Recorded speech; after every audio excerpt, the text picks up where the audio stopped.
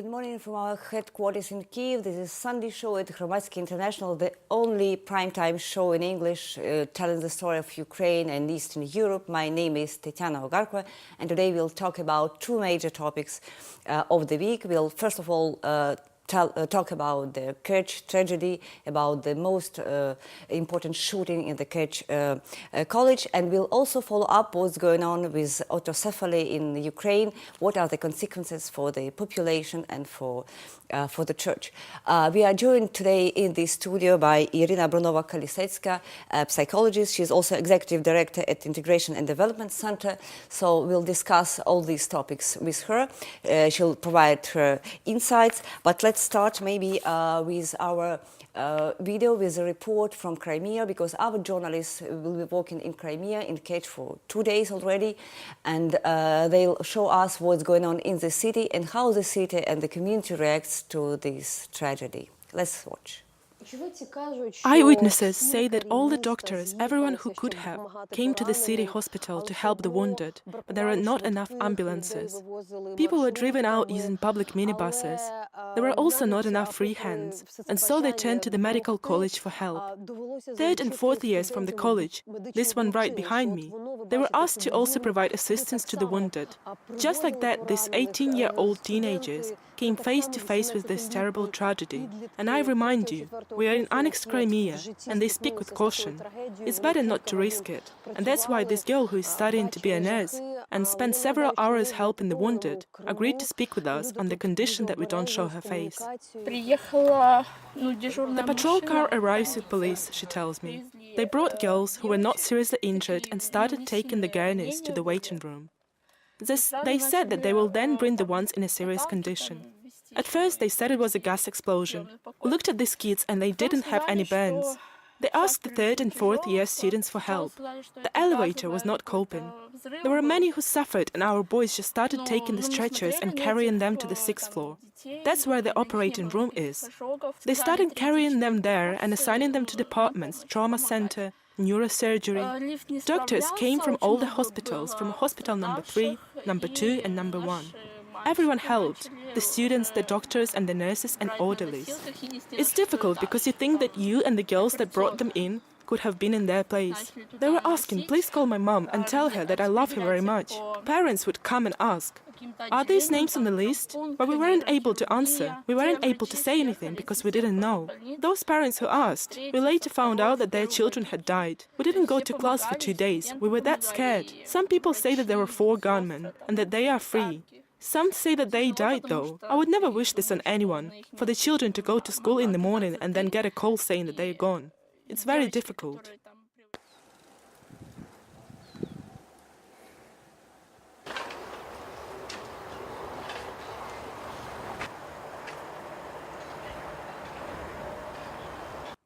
On our way to Kerch, we were reading many conspiracy theories linking the incident to Ukraine and to Crimean Tatars on forums and messaging channels. We were reading about a city in panic. But when we arrived, we saw first of all that Kerch is a big graveyard. People go from one cemetery to another. Those who buried their children, family and loved ones on Friday are going to bury their children's classmates and others close to them. All of this is continuing, but many questions remain. How could such a sly boy organize an explosion, assemble an explosive device on his own, and then for a long time shoot at all the children in his surrounds, seeing the blood everywhere? These are unanswered questions. But everyone understands everything. There are no such rumors. If you spend several hours at a mourning ceremony, all the time you hear grave silence and the awful scraping of shovels, digging and filling graves. People understand everything. Today, Vika Demchuk was buried. They tried taking her to Moscow. The girl was in coma, but they didn't manage to save her. Another terrible news. Russian and local media report that Vika's boyfriend jumped out of the window overnight. He left a note saying, I love you. Now he's in a critical condition. So the story does not end here. We also know that 45 people remain in hospitals. Of them, 25 are children, teenagers. 10 of them are in critical condition, so the tragedy is continuing.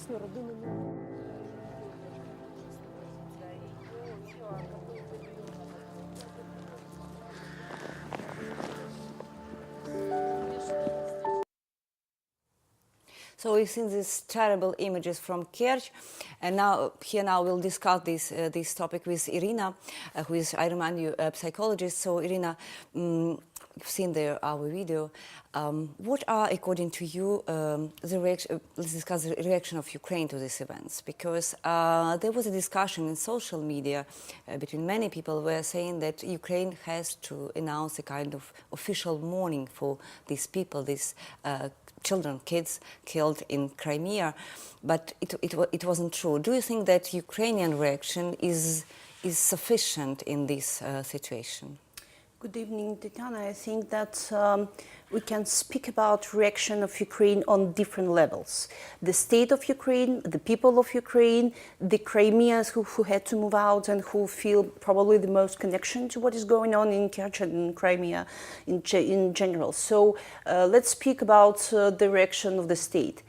First of all, I think that mourning and the day of mourning wouldn't be enough even, and I would expect from Ukraine to claim from the international community, from other states, to push Russia to let international investigators go there and check what is really going on. I mean, we don't have trust to Russian media, and the only information we have is mostly from Russian media or from those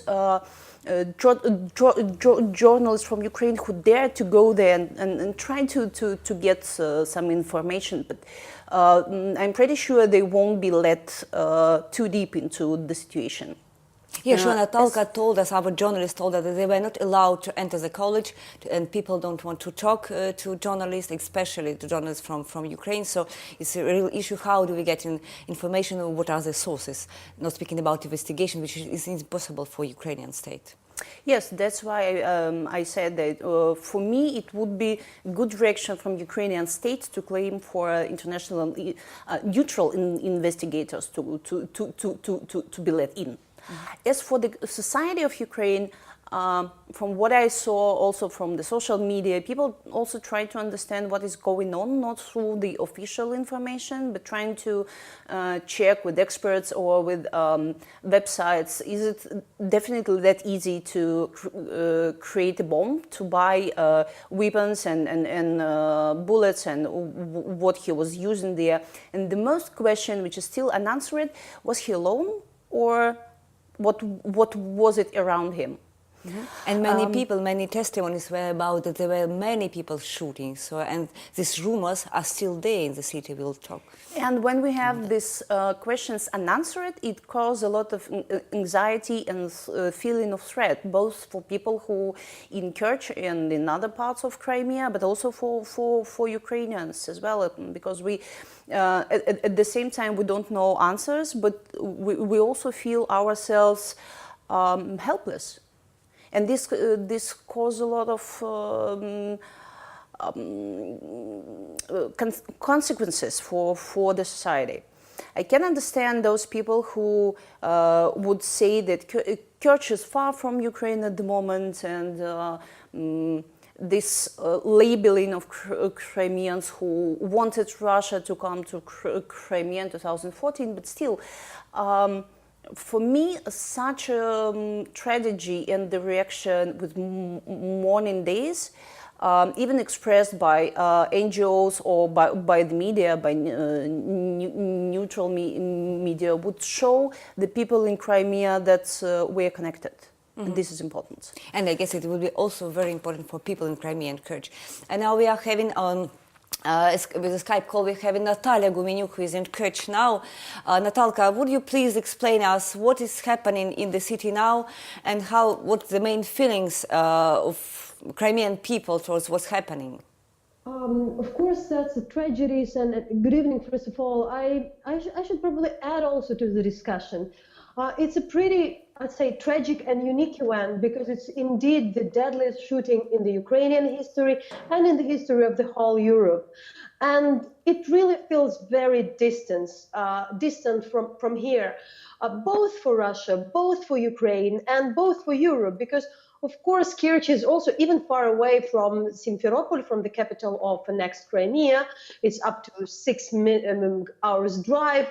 But really, it's like the residents of these towns, I won't say left alone, but it's like an event which had happened. And when we're speaking about the media who are coming, of course, there were Russian media during the funerals, during that day, but you hardly even see, you probably have a couple of local media who are covering the things on the ground.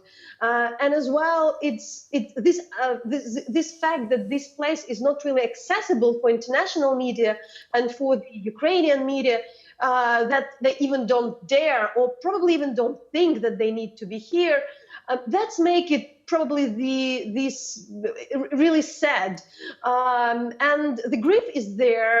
People were really shocked for the first day. There was panic, but already like on the third day after the tragedy, the city is very calm.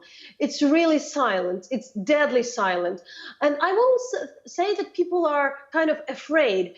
That's also an unusual event because wherever anybody tries to make it political, it's apolitical. Of course, there are rumors, but when we were coming here, of course, there were more rumors on the social media. They are really spreading now in VK, in the Russian social network, in Facebook, in different, a lot of these kind of a small web pages. However, people on the ground, because there were a lot of people in the college, they know that there are, of course, people are guessing, like, was he alone? But all the data provided looks like he was there, and what seems impossible, how the guy of the 18-year could kill so many people, could be possible. You know, the whole tragedy taking place within like 10-20 minutes. And what we know on the ground, obviously the local authorities didn't know what to do in the beginning. What is important that the local ambulances, all the doctors were coming together, even the students on the medical colleges were helping. And the city is 150,000 people. And it really feels like everybody is traumatized. The issue is really how this town, which is so distant from anybody, learn how to get out of this trauma, because nobody knows how really to react. Tomorrow is Monday and the schools would be open. We know there would be members of the Russian National Guard in every school, but we know it also won't last for a long time. The parents, of course, they need to send the kids to the school. We know, but they don't know how safe is that. But to leave the kids at home, also a bit strange. The Europe don't know how to talk about those tragedies. It's probably the American phenomenon. And obviously in that very, very distant place, which is also kind of closed for international organizations, closed for international media, it's even harder. There is no this experience.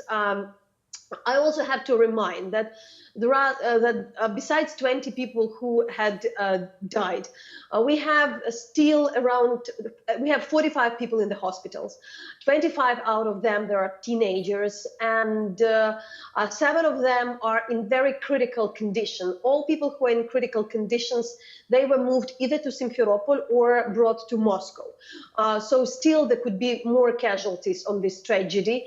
That's what we know. But the city is coming to the normal life. Today was probably the first day when the people went to the streets. We have that video that on the central square you have kids on their bikes, you have people walking, but they are really silent. If you've never been to Kerch, you think it's just strange, but if you then later talk to the people, they say that it's unusually silent. Also, that, as I mentioned, it's not that much that they are afraid, but of course people should be concerned. They don't know how to react. Somehow there is this dubious thing that, of course, the security service should talk to people. They kind of, you're afraid, would they talk to the people? Would they come to the, I don't know, parents of the people who studied in that college?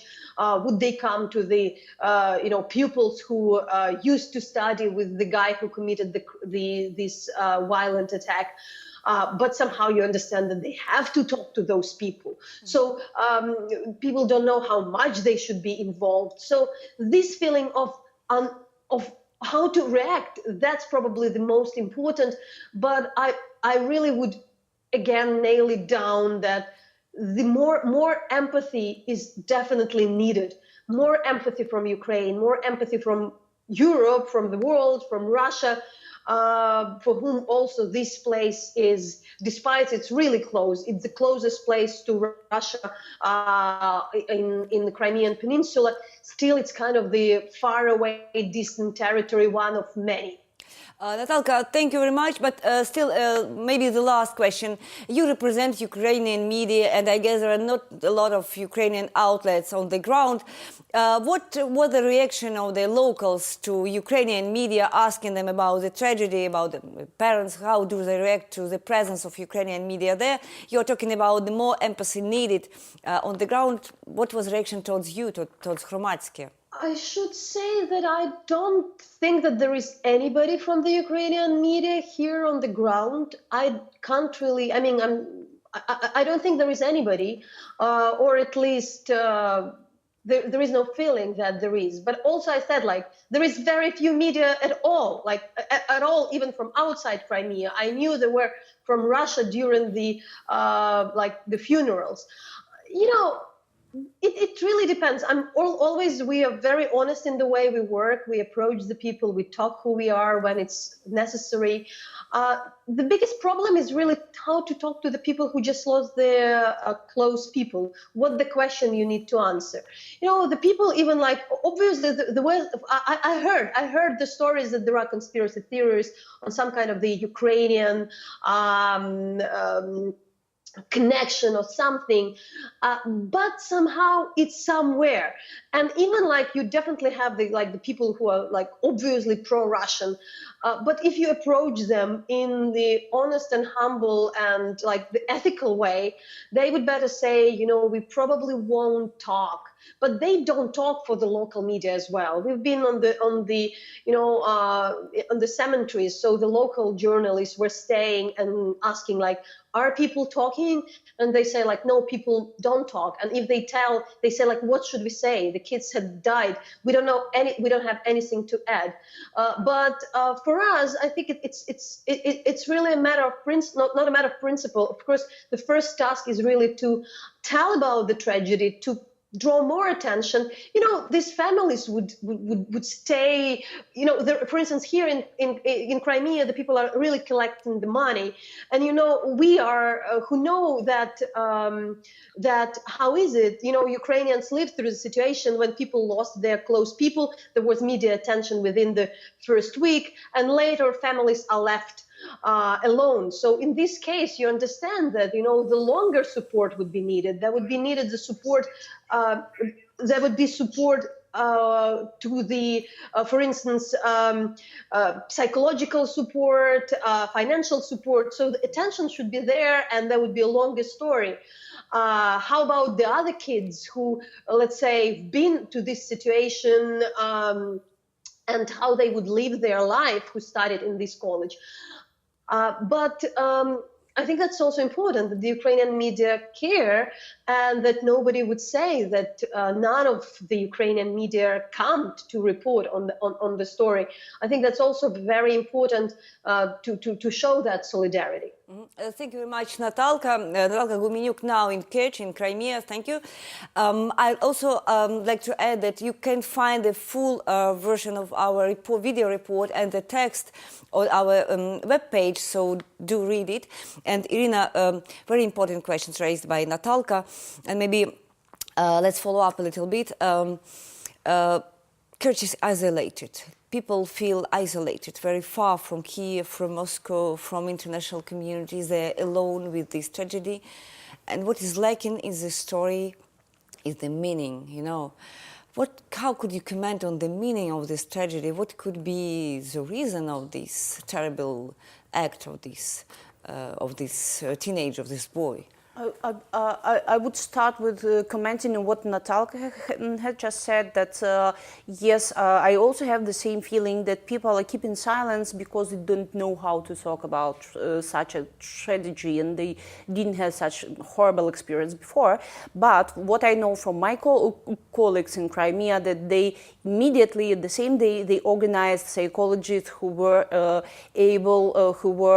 accessible with their voluntarily help help, and the Association of Psychologists in Crimea reacted immediately, proposing and different ways of support and help via Skype, personal, and things like that. So I hope they are not that abandoned, these people who lost someone, or these teenagers who were the witnesses, and others who were just shocked that it was possible. As for meaning, this would be one of the most problems afterwards. And I wouldn't say that other parts of societies and countries that had experienced that. And I mean, not only US, where the school shooting is happened from time to time, but also the situations like with Breivik, or other acts of violence, public violence with many casualties and victims. There is no meaning. The problem is that there is no meaning. When we talk about terroristic attack, usually those who does it, they proclaim some political, ideological claims or positions why they do it, and this is their own meaning. But the most horrible thing in such events that there is no meaning for those who lost someone, and for those who need to live out of this horrible experience and tragedy, and continue their life in the same college, in the same city. Mm-hmm. Thank you very much, Iryna. So let's move on. Another important issue we'd like to discuss today, the autocephaly of Ukrainian Church. A week ago, there was a very important decision of Constantinople leaving the anathema from Philaret, and now we've prepared a very important and interesting video report prepared by Sakenay Murzaev. He followed Philaret, who traveled to the western Ukraine, to Ternopil Oblast. This region is very interesting in itself from the religious point of view, because the majority of people are Greek Catholic there, and Philaret traveled there to make a point, and this report is about that. And later on we'll discuss with Iryna what does this church evolution mean for Ukraine. Let's have a look.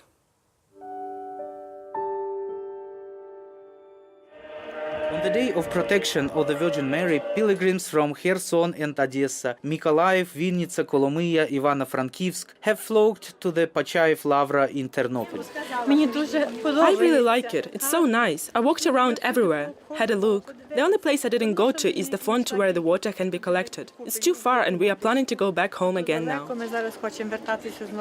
The history of this monastery, as well as the whole church history of these places, is a tangle of jurisdictions, patriarchates, unions and anathemas. The Pachayev Lavra is just under 500 years old. Throughout its existence, it has managed to serve as a Greek Catholic, Greek, Polish and Moscow Orthodox monasteries. During Soviet times, only a few monks remained inside the monastery, while its territory was home to a psychiatric hospital. After Ukraine gained independence, the monastery remained at the disposal of Moscow. The Lavra will continue to stand here as it always has. People will continue visiting it like they always have. It's a matter of habit. Those who want to attend the Ukrainian church can attend the Ukrainian church.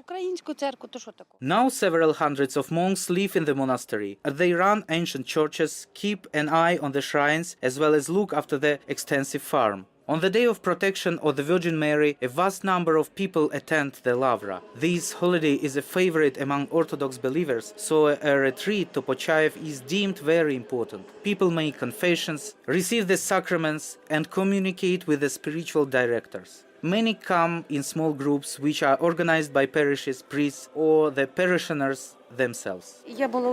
I was confident that everything would go well. Virgin Mary would never allow anything to happen. She will protect everyone. I wasn't scared, and I even brought some people along with me. A group of people. I asked them, do you want to? Are you not scared? Can you? Then let's go. And so we went. And thank God everything is great. Who does the Pachayev Lavra belong to? The nation, the Ukrainian nation, and to the nation only. Which church? The Orthodox one. The thing is, we don't know the topic well, but we want peace, serenity and harmony for Ukraine. And for people, and I think that religious people are smart, and they will do the right thing and sort everything out. The church is a holy place, and the government should take care of the country these days. They need to take care of the country, of the poverty, and give more to the people so that nobody is poor and the quality of life is improved. The opinions that are constantly expressed here reflect the opinions of the church leadership. They cite statements made by bishops, priests, and the teachings of monks. They also read accusations at their own address, which have recently amplified. Some people will speak about people like you who believe in Moscow Orthodoxy and are scared of autocephaly, that they don't support Ukraine. What would you say to them? We believe in God, we love Ukraine, and we are Ukrainians. We can ask many Ukrainians what they have done for Ukraine. I, for instance, gave birth to 4 children. I am the mother of 4 children. I will leave behind 4 people when I'm gone. We are the patriots of our own country. Yes, we're patriots of our country. We love our country, and we don't want to leave it for any other country. So what's an important topic indeed, Iryna? We've seen this video covering Filaret traveling to the western Ukraine. And the question is, and what we've seen, that people sometimes they don't know how to react to that. And the phenomenon, in fact, is that several months ago, nobody cared about all these problems and conflicts between Moscow Patriarchate and Kiev Patriarchate, and now it became a kind of central problem, a central topic. Do you think that this way to the autocephaly, to the independent Ukrainian Church, will divide Ukrainian society, or on the other hand, it may have chances to unite the nation? From what I know, I'm not a specialist in canonic law. I'm not an expert that works directly with this topic, but what I see from the social psychology and from my experience of work with identity-based conflicts is that there are 3 important factors. Before the Thomas will be here and before we will be given this Thomas, the main leaders of Orthodox churches would gather together probably and agree on the, as far as I understand, on the figure, on the one leader who will be representative of this united Ukrainian Church. The influence of this gathering and the way of the process of this gathering would influence the believers of all the Orthodox churches in Ukraine. If the leaders would show wisdom and unity and the understanding how important this decision is also for those who are not believers, for Ukrainian Muslims, for Ukrainian Jews, for Ukrainian Protestants, it would be one of the, from my point of view, it would be one of the influential factors. Another one is if the state will be able to prevent provocations. Provocations could be here, as this topic is important also not only for Ukraine but for Russia. And we can expect provocations, and this is on the state and security services of the Ukraine to prevent it.